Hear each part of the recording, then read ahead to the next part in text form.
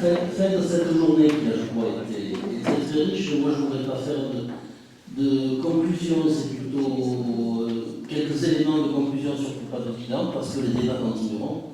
D'abord dire que ce qui nous semblait important quand on a préparé cette journée, c'est de poser les choses dans leur globalité.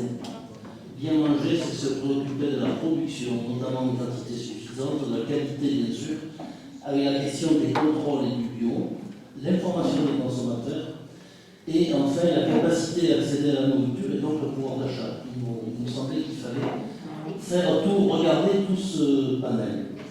J'espère que la journée aura apporté des informations utiles. Et moi, je voudrais juste insister sur ce qui m'apparaît deux points forts. Le premier point fort, le Nutri-Score, on en a beaucoup parlé. Perfectible sans doute, mais déjà en France, une mesure que chacun peut comprendre et qui ne relève pas du bon pouvoir de l'agroalimentaire ni de la grande distribution. Une des suites de cette journée pourra sans doute découler du colloque national d'Indecosa, fin novembre, dont on a parlé.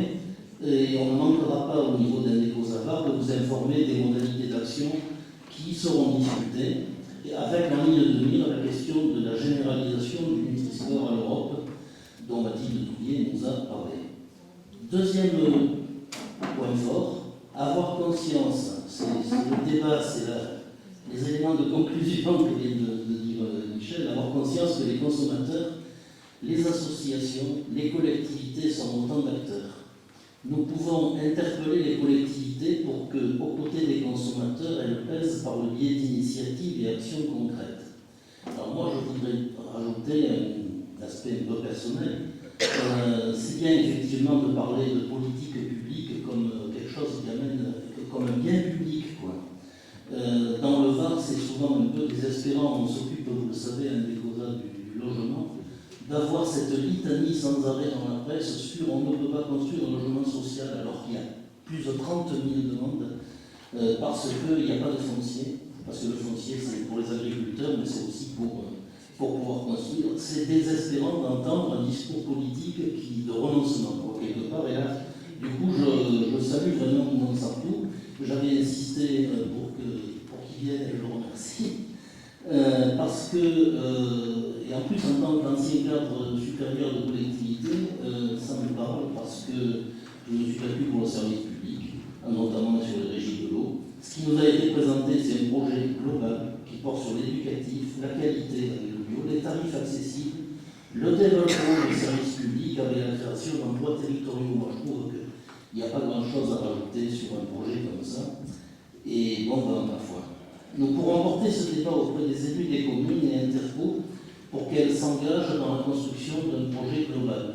Alors je remarque qu'il y a déjà des petites initiatives, il va y avoir un appel du pied pour Sanary, mais j'avais assisté avec Gilles Perrol à une réunion à Olioul où parfois il y avait une maire adjointe qui avait l'air de... il y avait 2 ou 3 élus qui avaient l'air de... on verra ce que ça donne, mais d'accrocher. Nous serons attentifs à faire connaître et accompagner les formes innovantes dont certaines ont été évoquées, qui permettent de rendre accessible l'accès à une nourriture de qualité. On a parlé des AMAP, des magasins coopératifs. Toute forme, je crois, est intéressante dans une globalité, une complémentarité d'action. C'est quelque chose qui a été évoqué. Et le tout, bien sûr, sans oublier la bataille globale pour faire reculer la précarité alimentaire et donner un autre sens à l'aide alimentaire, comme cela a été évoqué par le Secours populaire.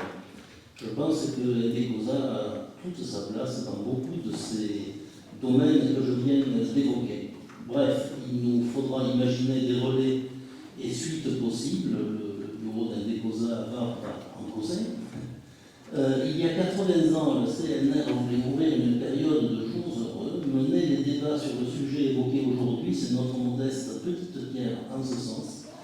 Déjà, la tenue du colloque national d'Indecosa sera un prolongement de ces discussions. Dernier mot pour finir. Je vous remercie tous vraiment de votre présence et participation, en rajoutant un remerciement chaleureux à tous les intervenants, à l'animatrice de la journée, et enfin aux militants